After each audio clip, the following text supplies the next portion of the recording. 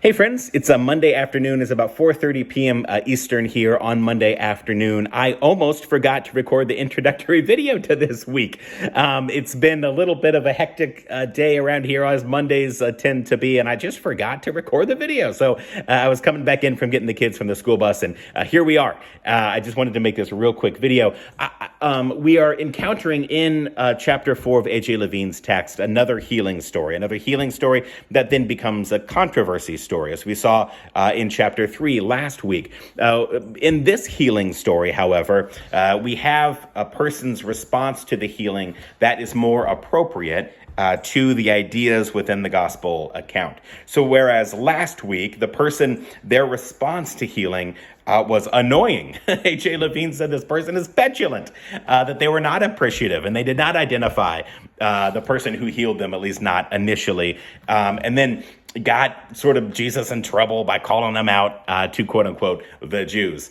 But now we have a slightly different healing narrative where there is the acknowledgement of thanks and that the person may have taken some responsibility for their own healing. That they, in fact, go and wash, that they're an active member, an active participant in their healing, as opposed to the passive recipient of healing, as we encountered last week in chapter 3. So as you read chapter 4 this week, you'll get that kind of compare and contrast material. There will be some historical nuances that I'll look to be drawing out a little bit in our discussion. But for example, it seems like there's this gathered kind of body of Pharisees, maybe a court or something, having this kind of ad hoc or impromptu trial of Jesus. This is very unlikely. It would have been a Sabbath day, and on Shabbat, on the Sabbath, these kind of courts would not have convened because for the same reasons that this story turns into a controversy. There's certain things that you're not supposed to do on the Sabbath.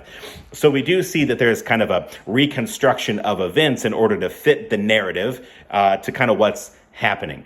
And so there'll be some compare and contrast. We'll look at some of the historical nuances here, that there's probably some narrative or rhetorical construction that's happening that wouldn't necessarily be historically accurate, given the prohibitions around certain forms of work on the Sabbath.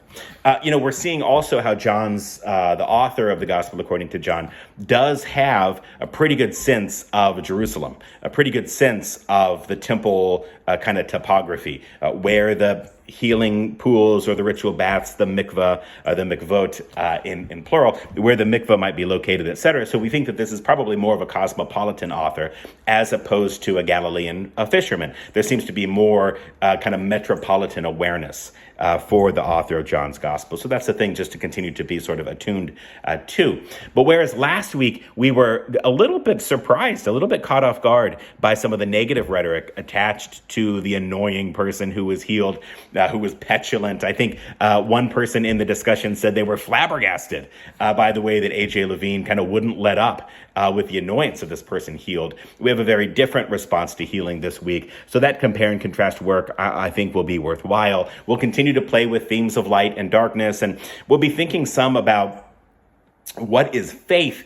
And is faith something that we choose?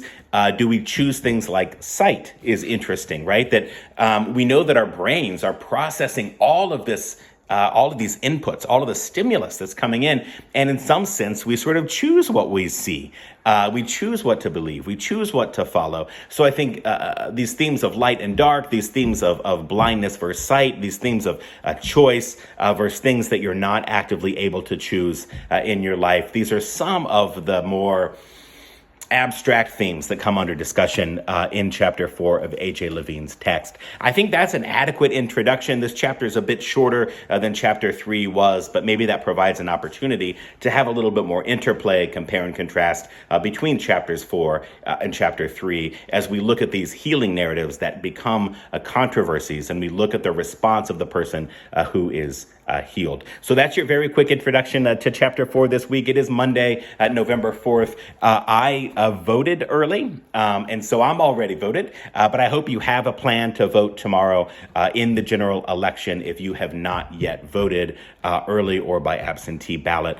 Tomorrow is the general election, so make a plan to vote. Doesn't matter how you vote. Well, it does matter how you vote. But to me, I just want you to vote. I think that's what's important, is to participate in our civic duty and obligation by exercising our constitutional right to vote. So happy voting day, a happy reading for chapter 4. I'll be back with you Wednesday with the discussion prompt. Hop into the Discord right now and participate in the discussion that we're actively having. We're having some really good thoughts in there right now about Jesus' identity. What does it mean to be the Son of Man or the Son of Humanity? What is it, the relationship between God and Jesus?